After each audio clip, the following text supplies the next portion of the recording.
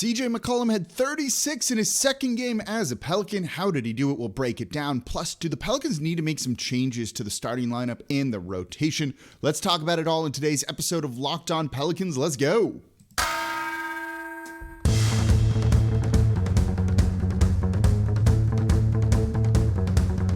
You are Locked On Pelicans, your daily New Orleans Pelicans podcast, part of the Locked On Podcast Network, your team every day.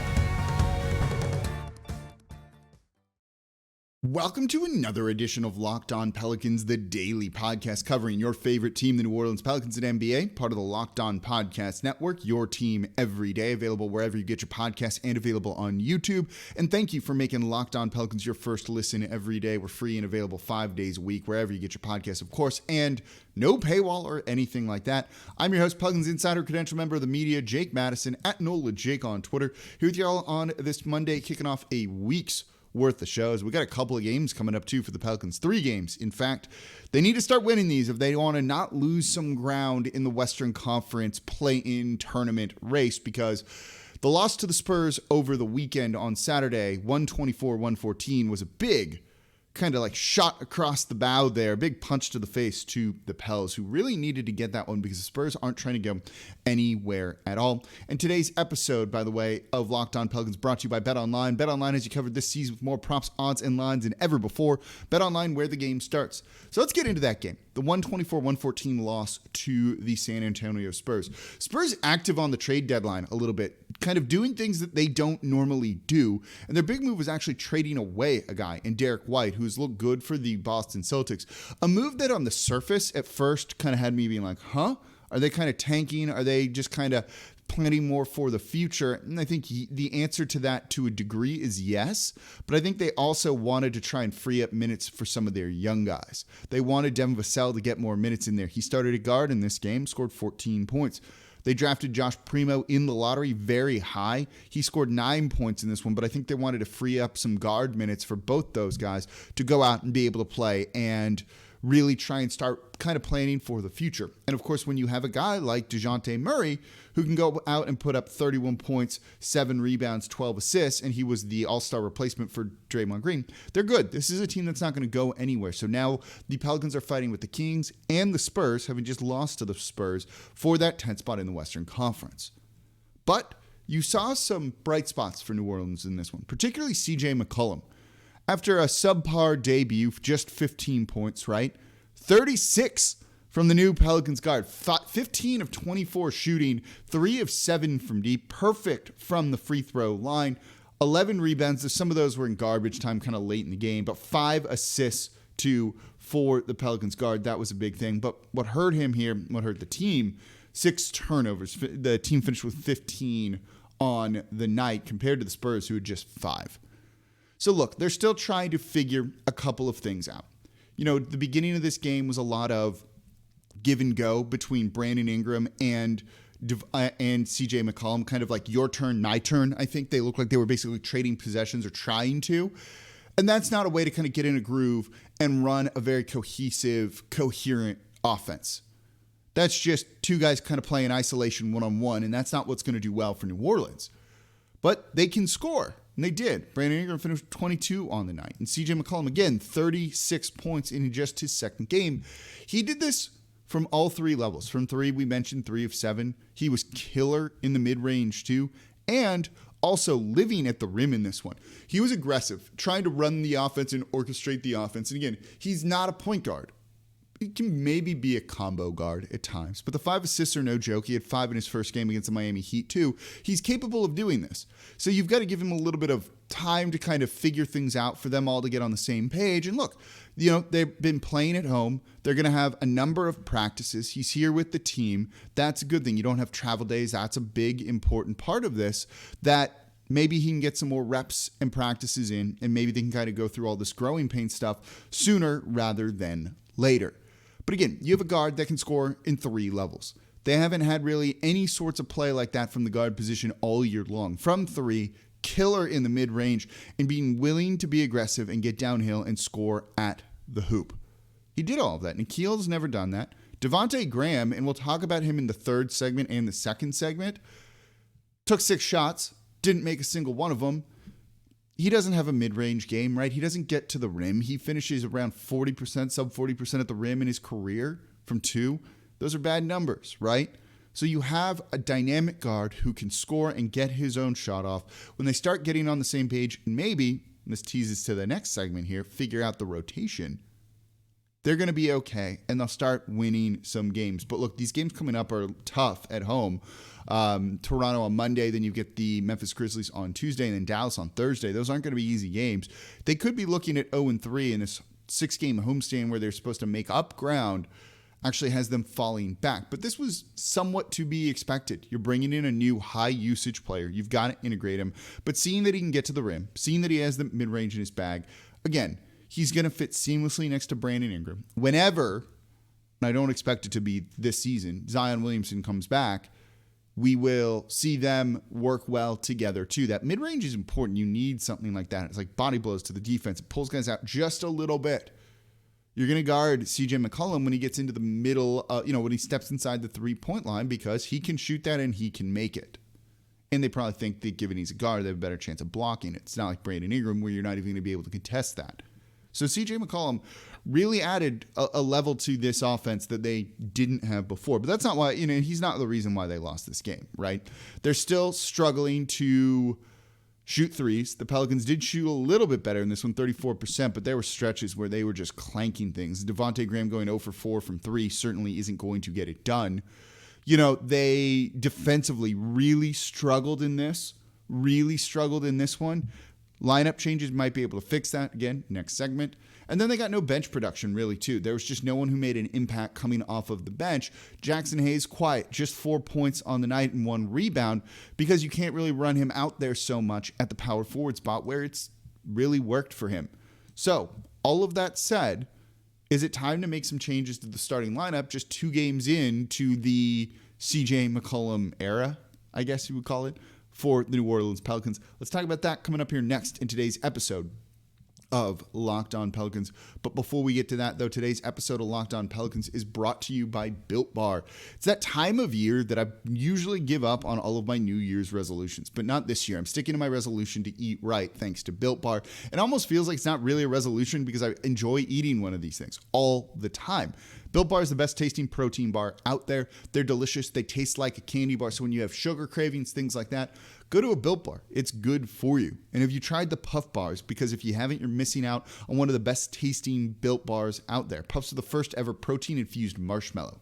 They're fluffy, they're marshmallowy, they're not just a protein bar, they're a treat, and they're covered in 100% real chocolate. They have incredible flavors. There's the churro Puff Bar that's very cinnamony. They have coconut marshmallow, banana cream pie. They're so good, they're going to be your new favorite. And all Built Bars are covered in 100% real chocolate. They're low in calories, high in protein. So replace your candy bars or other snack things with these. They are better. Go to Built.com, scroll down to the macros chart, and you're going to be blown away. 130 calories, 4 grams sugar, 4 net carbs, and 17 grams of protein. Compare that to a candy bar or any of those other snack things that you're eating. This is going to be so much better for you. If you want a couple of flavor recommendations, I love the mint brownie. The white chocolate cookies and cream is also great. I just got that one in. So go to Built.com, use promo code LOCK15 and get 15% off your next order. Again, use promo code LOCK15 for 15% off over at Built.com. Thank you for making Locked On Pelicans your first listen. Now, for your next listen, check out the Locked On Now podcast. Nightly recaps of every NBA game with analysis from our local experts, the people who know these teams better and can give you the kind of key takeaway. It's free and available wherever you get your podcasts. All right, so we just went over the Spurs game. Pelicans losing 124-114, struggling on defense, struggling to make threes, but CJ McCollum, awesome 3-level scorer. We knew he'd be able to do that. Once he gets on the same page with Brandon Ingram, and there's more of a 2-man game there rather than kind of playing more isolation ball each, they're going to be fine. It's going to take a little bit. That's okay. We expected this. Usually with these type of trades, you have a quick little step back when it comes to these sorts of things as the new guy gets integrated. He will. I'm really not worried about that when it comes to CJ McCollum.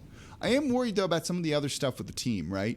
From some of the things we've seen, certain things just aren't working. Part of it is the defense is going to be in a rough spot. This is a downside to CJ McCollum, or something you're concerned about with him, is the defensive side of that. Alongside Devonte Graham, who's negative defensively and undersized, they really struggle there.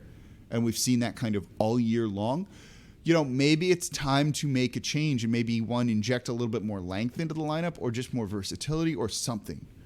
And part of it is, and I want to talk more about his struggles in the next segment, Devonte Graham has really been rough since the start of the new year. And I'll go into some of the numbers in a minute with him. So is it time to make a lineup change? Do you go with CJ McCollum, Brandon Ingram, Herb Jones, Jackson Hayes at the 4, and Jonas Valanciunas at the 5? Would that be a better lineup? Again, you're not, that's actually pretty tall. There's a lot of length to that sort of group there, I think. And I think it could really work. You have CJ McCollum and Brandon Ingram kind of as your primary ball handlers. Combined, they definitely equal one point guard. So I think that kind of works. You get defense in there with Herb Jones. I think by taking Devonte Graham out, your defense just simply gets better. You have Jackson Hayes, who's been great at the 4, and in those starts that he's had when Josh Hart was out, he really excelled. And then Jonas Valanciunas is just Jonas Valanciunas and a solid dude, right? It's 17 in double-digit boards, like no problem for him the other night, 12 rebounds. No big deal whatsoever. I think that lineup is something they really need to consider and start looking at. Is there enough shooting out there? I don't know, but you know what? By trying to put in a guy like Devonte Graham and give yourself more shooting, you're not actually getting it because he's been struggling. So at this point, who cares? It's not like the shooting can get that much worse if it's just non-existent. I wouldn't be shocked if they try and make a move to something like this. Maybe it would do Devonte Graham better just to be on the bench when he doesn't need to worry and just can kind of fire away and get more shots and do his thing. Or do you go with a guy like Jose Alvarado in place of Devonte Graham? It'd help you defensively. He's a bulldog out there. We've seen him at times be a spark for the team. Offensively, he's hit or miss, but he does make shots at times, I think. So I think you could look at that being a potential option. I think that's not the route they want to go just yet, but it gives you more of a facilitator. Let CJ McCollum kind of do his thing off ball a little bit more. I think it's an option, but I think at this point, seeing this team kind of struggle in these two games and seeing that the struggle is more shooting, not CJ McCollum shooting, but the rest of the team, you need to kind of abandon that at least for a little bit. And again, I'll give you the numbers on Devonte Graham. They're kind of rough. I don't know if you can keep putting him out there with the starting lineup and having that unit not make progress or, kind of get you ahead, right? You want your starters to go out there and build the lead. And you want your bench to come in, not to build a lead, but to just kind of maintain it, just not be negative. If they can kind of play at net zero, you feel good about your chance of being able to win. But when your offense and your starters aren't beating the other team's starters, you're going to lose more games than not. And that's some of what we've seen right now with the Pelicans. Devonte Graham and his struggles are a really, really big part of that. So maybe there's not enough offense and shooting in there, but I think between Brandon Ingram, CJ McCollum, and Jonas Valanciunas, you'll be able to kind of get it done. Jackson Hayes gives you a nice lob option for those guys. And frankly, I think there's a little bit more rim protection, and there's a little bit more defense down low because you're likely putting Herb on wing defender or on wing offensive players or guards. He guarded Murray in this one. Maybe you need Jax down there to be more of or just at least give you a little bit more rim protection, basically. Just give you another guy that can be down low and try and be a deterrent, which you don't have when Herb's out there on the perimeter the majority of the time. So this kind of puts everyone in a slightly more natural position for themselves, and I think that could be a big thing for New Orleans and trying to win some games and to not have the starters kind of get run off of the court. And also, then, you need to drop a couple of guys. Garrett Temple's bad. I've been saying this all year long, and it's so annoying at this point, right? 0 for 2 in this game with a block and a foul. That was it. That's all he did. Garrett Clark has been nice at times, but he doesn't need to be getting 8-9 minutes per game, and he's been negative defensively usually. He can grab a couple rebounds here and there. Every now and then he has a good shooting game, but for the most part his shooting has kind of really fallen off a little bit from where he started when he was shooting 40%, albeit on small sample size for the Pels. Those minutes need to start going to Herb Jones. Like, they just do. It's frustrating that it's not, and I don't really know why. That's a guy, look, not shooting amazingly has definitely been a negative on the team, but you know what? Garrett Temple's a negative on the team. Gary Clark's a negative on the team too. You may as well give it to the guy with upside and the one that we think could be a good 3-point shooter. Certainly, right? Gary Clark, it doesn't matter, right? Same thing for Garrett Temple. Where did his numbers go? On the season, he's shooting 31.3% from three. Trey Murphy is shooting 33.6%, 34%. It's better. Like, what, if you need more shooting, we have all of these nights where they can't make threes. Put in the guy that we've seen could be a 3-point shooter. You know, he needs to be getting more minutes. He gives you more switchability, more versatility out there on the wing too. And I like that they've been giving Najee Marshall more minutes too. So I think you really need to start to kind of fine tune and cut some guys from the rotation, tighten that up a little bit and start giving minutes to freaking Trey Murphy over Garrett Temple. All right, coming up, Devonte Graham struggles. Let's talk about that a little bit more in depth here in today's episode of Locked on Pelicans. Before we get to that, though, today's episode of Locked on Pelicans is brought to you by BetOnline.net. Football might be over for the season, but basketball is in full swing for both pro and college hoops. So from the latest odds, totals, player performance props to where the next fired coach is going to land, BetOnline.net is the number one spot for all your sports betting needs. BetOnline remains the best spot for all of your sports scores, podcasts, and news this season. And it's not just basketball. BetOnline.net is your source for hockey, boxing, UFC odds, right to the Olympic coverage and information that you want from that. Head to the website today or use your mobile device to learn more about the trends and actions over at BetOnline.net. BetOnline, where the game starts. All right, thank you for making Locked On Pelicans your first listen every day. We're free and available wherever you get your podcasts and on YouTube. No paywall or anything like that, just Pelicans talk, covering everything you want to know about the team 5 days a week. No one else is doing anything like that right now. So for your second listen, it's got to be Locked On Saints. Ross Jackson breaking down everything black and gold. It's officially the offseason for the entire NFL.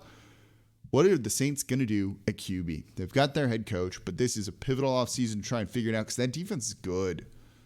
Are they going to be able to get back into the postseason? Who's going to lead them there? Ross Jackson breaking it all down. So make sure Locked On Saints is your second listen today. Okay, so we just went over the rotation changes that need to happen. And I think at this point, they need to drop Devonte Graham to the bench because he's been really struggling. Since January 1st, right, they played at Milwaukee, lost by 23 in that game. Devonte Graham has shot from three on 8.4 attempts per game. 31.5%. You want to be kind, round it up, 32%. He's given you 12.3 points on 12.1 shots and 4.4 assists during that time.